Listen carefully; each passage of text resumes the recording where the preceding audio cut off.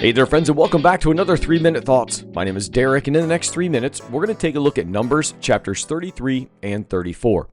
In Numbers 33, Moses records a detailed travel log of Israel's journey from Egypt to the edge of the Promised Land. It's going to list every step along the way, from the night of the Exodus through the Red Sea, past Mount Sinai, and across the wilderness. It's starting to look, it's a bit of a look back at how long this road trip truly was, and it was a reminder of God's provision and Israel's failures. But this isn't just a simple history lesson. If you look closely at verses 50 through 56, God commands Israel, when you enter the land, drive out all the Canaanites, destroy their idols, demolish their high places, and take full possession of the land. If they fail to do this, God warns the remaining Canaanites will become a source of trouble and lead them into sin.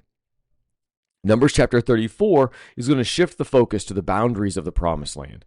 God lays out the exact borders of Israel's inheritance, from the Mediterranean Sea in the west to the Jordan River in the east, and from the Negev in the south, and to Mount Hermon in the north.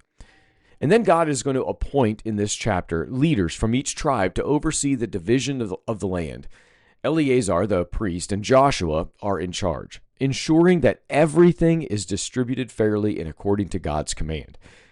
Now, when we go back and take a look at the boundaries and God's commands to take down all these high places and worship structures within Canaan, you're going to realize that oftentimes we have a tendency as followers of God to do things our own way.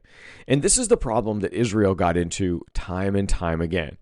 They would listen to the commands of God, and even though they were listening to the commands of God, they wouldn't sink in very well.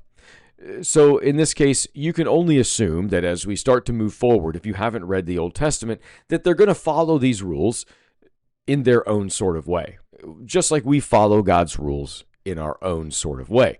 We hear them, and yet we modify the words just enough to make it a little bit easier for us to understand or to follow.